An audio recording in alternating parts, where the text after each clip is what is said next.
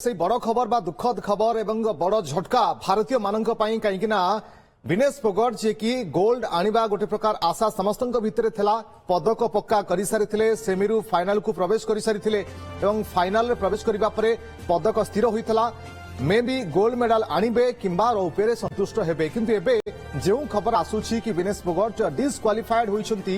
ये समस्त भितर गोटे निराशा भाव सृष्टि करिछि। अधिक आलोचना करबा वरिष्ठ क्रीड़ा सांबादिक संबित महापात्र प्यारिस ही आम सहित जोड़ी होती जे कि प्रतिदिन अपडेट दौरान प्यारिस ओलंपिक्स बाबद में सितु महापात्र ये बड़ निराशा और दुखद खबर समस्त सबु भारतीयों जे एभली स्टेज रे विनेश फोगट जोंटी कि फाइनाल को प्रवेश कर सारी सेठी एभली एक खबर आसीबा डिस्क्वालिफाइड मते विराट षड्यंत्र मन वर्तमान प्यारिस रे समय 9टा बाजिबा को जाउछु 2 मिनिट बाकी अछि 9टा बाजिबा पई प्राय घंटा 1.5 घंटा तळे 1.5 घंटा पाखापाखि तळे भारतीय ओलंपिक संघर जे आसीचंती ठाकू मीडिया दायित्व नै कि जी राजारामन जी दायित्व अछंती भारतीय खेलाड़ी मानक बाबद रे हम मानक सूचना दउछंती तांको पाखरु गोटे जो ग्रुप हेछि जो माने हमें भारतर क्रीड़ा संवादिक माने आसीछु से ग्रुप रे ए स्टोरी टी को प्रथम से पकेले बाई न्यूज टी को देले जे से कथा होची जे से खबर टी पाइला परे एठी माने सकाळे गत डेरी राति हेतिला गतकाली किंतु समस्त हम उठिकी बड़ विचलित हतचकित एवं दुखित जे ये हेला केमिति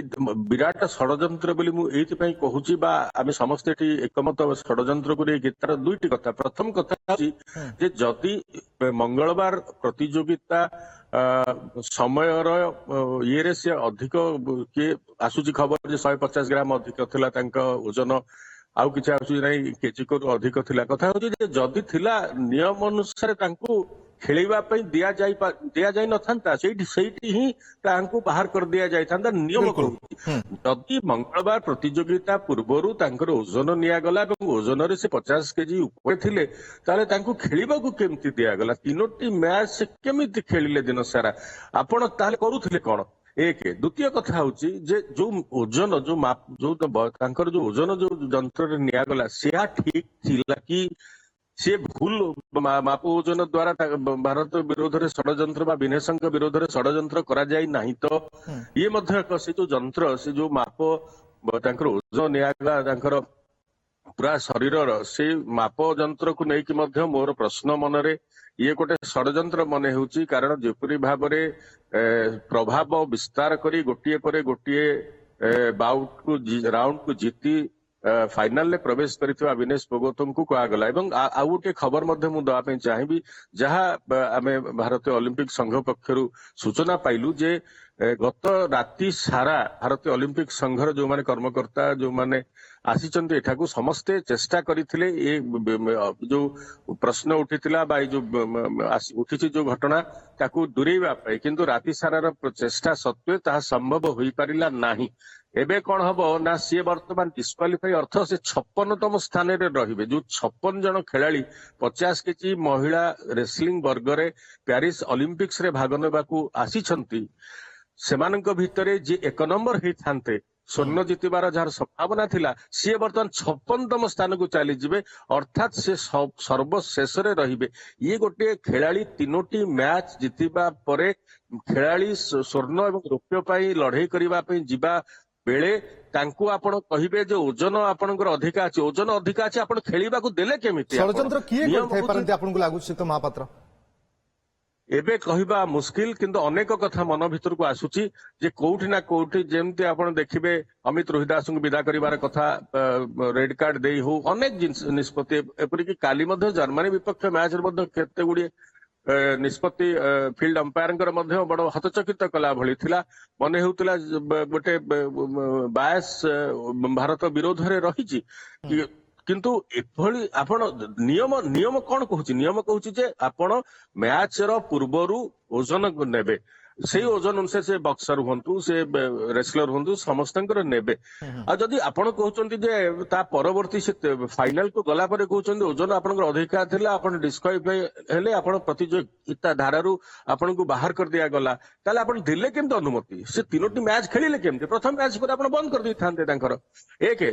ଆଉ ଗୋଟେ କଥା ମୋ ମନକୁ ଉଠୁଛି ଯଦି ଠିକ ଅଛି ଯଦି ଆପଣ କହୁଛନ୍ତି ଆପଣ ତ ଅନୁମତି ଦେଇଛନ୍ତି ସେ 3ଟି ମ୍ୟାଚ୍ ଖେଳିଲେ ଯଦି 3ଟି ମ୍ୟାଚ୍ ଖେଳିଲେ ଏବଂ ସେ ଫାଇନାଲ କୁ ଉନ୍ନୀତ ହେଇଛନ୍ତି ଆପଣ ସେଠି ତାଙ୍କୁ ରୌପ୍ୟ ପଦକ ଦେବାର ଥିଲା ଏବଂ ତାଙ୍କ ପ୍ରତିଦ୍ୱନ୍ଦ୍ୱୀ ଆମେରିକାନ ଖେଳାଳିଙ୍କୁ ମ୍ୟାଚ୍ ନ କରେଇକିରି ଘୋଷଣା କରିଥାନ୍ତେ ଯେ ସେ ସ୍ୱର୍ଣ୍ଣ ପଦକ ପାଇଲେ। ଇଏ ଦେଖନ୍ତୁ ଇଏ ଗୋଟେ ଅଦ୍ଭୁତ ପରିସ୍ଥିତି 50 କେଜି ମହିଳା ରେସଲିଂ ରେ ସୃଷ୍ଟି ହେଲା। ଯଦି 1 ନମ୍ବର ଖେଳାଳି ବାହାରି ଗଲେ ଭିନେସ ଫୋଗଟ ତ ଏବେ ବିଶ୍ୱ ଅଲିମ୍ପିକ ସଂଘ କଣ କହୁଛି ଶକ୍ତି ମହାପାତ୍ର ଯେ ଗୋଲ୍ଡ ମେଡାଲ ମିଳିବ କିନ୍ତୁ ସିଲଭର ମେଡାଲ ସମ୍ପୂର୍ଣ୍ଣ ଭାବରେ ହୋଲ୍ଡ ରହିବ ଇଏ କାହାକୁ ଦିଆଯିବନି? ନାଇଁ ବର୍ତ୍ତମାନ ବୋଧେ ତାହା ନୁହେଁ କାହିଁକି ନା ବର୍ତ୍ତମାନ ତାଙ୍କୁ ଯେହେତୁ ଆପଣ ଯେତେବେଳେ ଅଯୋଗ୍ୟ ଘୋଷିତ ହେଇଗଲେ ଅଯୋଗ୍ୟ ଅର୍ଥାତ ବେନିୟମ ଭାବରେ ବେନିୟମ ନା ଆପଣ ଓଜନ ଅଧିକ ମାନେ ଆପଣ ବେନିୟମ ହେଇଗଲା ବେନିୟମ ଅର୍ଥରେ ଆପଣ ଆଉ ଯୋଗ୍ୟତା ଅର୍ଜନ କଲେ ନାହିଁ ବୋଲି ସେଇ ଧାରା ତାଙ୍କ ବିରୋଧରେ ଲଗା ଯାଇଛି। ତେଣୁ ମୋର ସେଇଥିପାଇଁ କହୁଥିଲି ଆପଣ ଖେଳିବାକୁ ଅନୁମତି ଦେଲେ ନା ଆପଣ ଯଦି ଓଜନ ଅଧିକ ଥିଲା 150 ଗ୍ରାମ ହଉ ବା କେଜି ହଉ ଯାହା ଓଜନ ଅଧିକା ଥିଲା ଯେଉଁମାନେ ମ୍ୟାଚ୍ ଅଫିସିଆଲ୍ସ ଥିଲେ ଯେଉଁମାନେ ଓଜନ ନଉଥିଲେ ଯେଉଁମାନେ ଟେକ୍ନିକାଲ ଲୋକ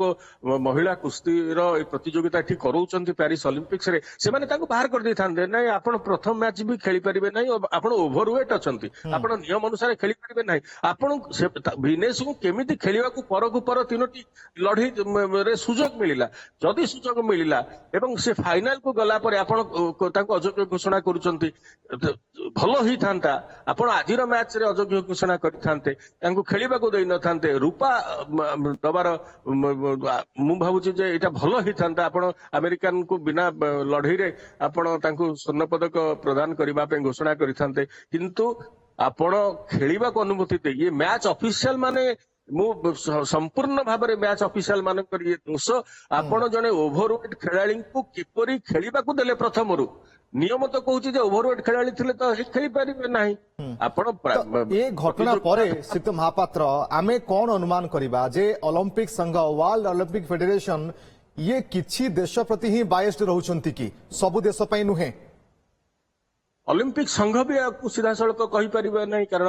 ଯୋଉ ରେସଲିଂର ଧାରା ତ ମାନେ ଅଲିମ୍ପିକ୍ସ ଆନ୍ତର୍ଜାତିକ ଅଲିମ୍ପିକ କମିଟି ମାଧ୍ୟମରେ ହୁଏ ନାହିଁ ତାର ଏଇ ରେସଲିଂ ଫେଡେରେସନକୁ ବିଶ୍ୱ ରେସଲିଂ ଫେଡେରେସନ ଅଛି ସି କଣ୍ଡକ୍ଟ କରେ ଅଲିମ୍ପିକ୍ସ ର ଧାରା ତାର ଟେକ୍ନିକାଲ ଲୋକ ତାର ସବୁ ସେମାନେ ଆସିଥାନ୍ତି। କୋଉଠି ନା କୋଉଠି ଗୋଟେ ଷଡଯନ୍ତ୍ର ହେଇଛି ନହେଲେ ଆପଣ ଓଭରୱେଟ୍ ଖେଳାଳିଙ୍କୁ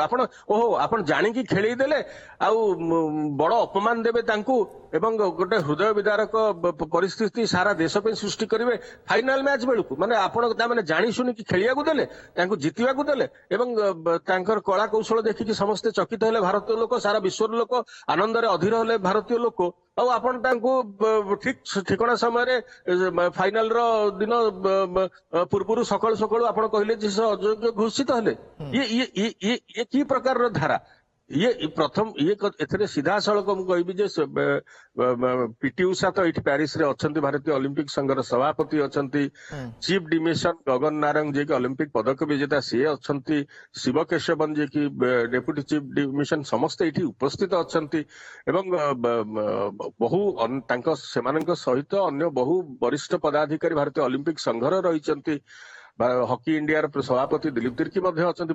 ବହୁ ଫେଡେରେସନର ମୁଖ୍ୟମାନେ ରହିଛନ୍ତି ଏଠି। ମହାପାତ୍ର ଭିନେସ ଫୋଗଟଙ୍କ କେସରେ ଆପଣ କହୁଛନ୍ତି ଯେ ରାତିଠୁ ହିଁ ଆଲୋଚନା ଚାଲିଛି କିଛି ସଫଳତା ସେମିତି ମିଳିଲାଣି ଆଉ କିଛି ବିକଳ୍ପ ଏବେ ଆଉ ଅଛି କି ନା ଆଉ କିଛି ନାହିଁ କ୍ଲିୟର ସରିଛି ଯେ ତାଙ୍କୁ ଡିସ୍କ୍ୱାଲିଫାଇ କରାଯାଇ ସାରିଛି ଆଉ କିଛି ହେଇପାରିବ ନାହିଁ?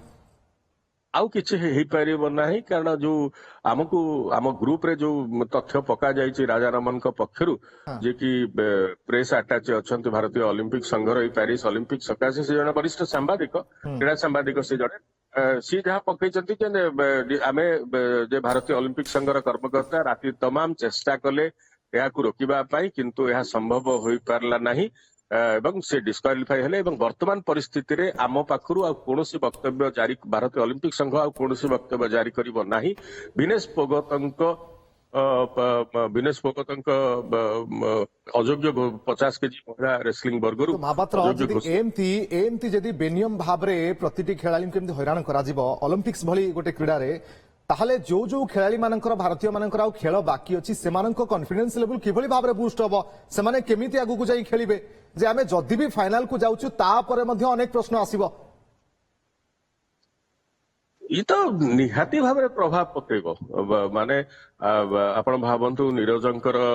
ବଡ ପ୍ରଦର୍ଶନ ଆସନ୍ତାକାଲି ରହିଛି ଆସନ୍ତାକାଲି ହକିର ବ୍ରୋଞ୍ଜ ପଦକ ମ୍ୟାଚ୍ ଅଛି ଅବିନାଶ ସାବଲେଙ୍କର ଫାଇନାଲରେ ଦୌଡ଼ିବାର ଅଛି ଷ୍ଟିପଲ ଚେସ୍ ରେ ଏକାଧିକ ସମ୍ଭାବନା ପଦକର ଯେତେବେଳେ ଭାରତ ପାଇଁ ରହିଛି ଆଉ 2 ଦିନ ଭିତରେ ଅନ୍ୟ ରେସଲର ମାନେ ଅମିତ ପଙ୍ଘାଲ ଅନ୍ୟମାନଙ୍କର ମଧ୍ୟ ବାଉଟ ଆରମ୍ଭ ହେବାର ରହିଛି ଏଭଳି ସ୍ଥିତିରେ ନିହାତି ପ୍ରଭାବ ପକେଇବ ନିହାତି ପ୍ରଭାବ ଆପଣ ଭାବନ୍ତୁ ଭିନେଶଙ୍କ ପ୍ରଦର୍ଶନ ଗତକାଲି ଦିନ ତମାମ ନିରଜଙ୍କ ବାଦଶାହୀ ପ୍ରଦର୍ଶନ ଭାରତୀୟ କଣ୍ଟିନଜେଣ୍ଟ ଏବଂ ଯୋଉମାନେ କ୍ରୀଡା ସାମ୍ବାଦିକ ମାନେ ଆସୁ ବା ସାଧାରଣ ଯୋଉ ଏଠି ଭାରତୀୟ ଲୋକ ଅଛନ୍ତି ପ୍ୟାରିସରେ ସମସ୍ତ ଯଦି ଯୋଉ 2ଟି ବିଷୟରେ ଚର୍ଚ୍ଚା କରୁଥିଲେ କାଲି ଦିନ ସାରା ତାହା ଥିଲା ନିରଜଙ୍କ ପ୍ରଦର୍ଶନ ଏବଂ ଥିଲା ଭିନେଶଙ୍କ ପ୍ରଦର୍ଶନ ଏବଂ ମୁଁ ମଧ୍ୟ ଶୁଣିଛି ଯେତେବେଳେ ହକିର ମ୍ୟାଚ୍ ସାରିକି ଆମେ ବିଳମ୍ବିତ ରାତିରେ ଫେରୁଥିଲୁ ସେତେବେଳେ ଭାରତୀୟ ମାନେ ଯୋଉମାନେ ମ୍ୟାଚ୍ ଦେଖିବାକୁ ହକିରେ ଯାଇଥିଲେ ସେମାନେ କଥା ହଉଥିଲେ ନିଜ ଭିତରେ ଯେ ଆମେ କାଲି ଯେମିତି ହେଲେ ଭିନେଶଙ୍କ ଫାଇନାଲ ମ୍ୟାଚ୍ ଦେଖିବାକୁ ଯିବା ତା ପାଇଁ ଟିକେଟ କେମିତି ବ୍ୟବସ୍ଥା କରିବା ତାକୁ ତମେ ଦେଖ ଲୋକଙ୍କ ଭିତରେ ଭାରତୀୟ ମାନେ ଯୋଉମାନେ ପ୍ୟାରିସରେ ଅଛନ୍ତି ସେମାନଙ୍କ ଭିତରେ ବଡ ଆଲୋଚନା ନିରାଶା କିନ୍ତୁ ସହିତ ମହାପାତ୍ର ସମସ୍ତଙ୍କ ଭିତରେ ଆମ ଭିତରେ ଖେଳି ଯାଇଛି ଯେଉଁଭଳି ଭାବରେ ଏ ନିଷ୍ପତ୍ତି ନିଆଯାଉଛି ହୁଏତ ଆପଣ ଯେଉଁ ଷଡଯନ୍ତ୍ରର ଗନ୍ଧ ବାରୁଛନ୍ତି ସେଇଭଳି ଗନ୍ଧ ଆମେ ମଧ୍ୟ ବାରୁଛୁ ଯେ ଏମିତି କେମିତି ହେଇପାରିବ ଅମିତ ରୋହିଦାସଙ୍କ କ୍ଷେତ୍ରରେ ମଧ୍ୟ ସେମିତି ଘଟିଲା ରେଡ୍ କାର୍ଡ ତାଙ୍କୁ ଦେଖାଗଲା ହୁଏତ ତାହା ମଧ୍ୟ ବେନିୟମ ଲାଗୁଥିଲା ଏବଂ ଏ ପରିପ୍ରେକ୍ଷୀରେ ବିନେଶ ଫୋଗଟଙ୍କ କ୍ଷେତ୍ରରେ ମଧ୍ୟ ସେହି ସମାନ ଘଟଣା ଘଟିବା ପରେ ନିରାଶା ଭାବ ଛାଇ ଯାଇଛି ବହୁତ ବହୁତ ଧନ୍ୟବାଦ ସମୟ ଏବଂ ଆଲୋଚନା ପାଇଁ ଶ୍ରୀଯୁକ୍ତ ମହାପାତ୍ର ସହିତ ସମ୍ବିତ ମହାପାତ୍ର କ୍ରୀଡ଼ା ସାମ୍ବାଦିକ ବରିଷ୍ଠ କ୍ରୀଡ଼ା ସାମ୍ବାଦିକ ଯିଏକି ପ୍ୟାରିସରେ ଉପସ୍ଥିତ ଅଛନ୍ତି ଏବଂ ଆମ ସହିତ ଯୋଡ଼ି ହୋଇଥିଲେ।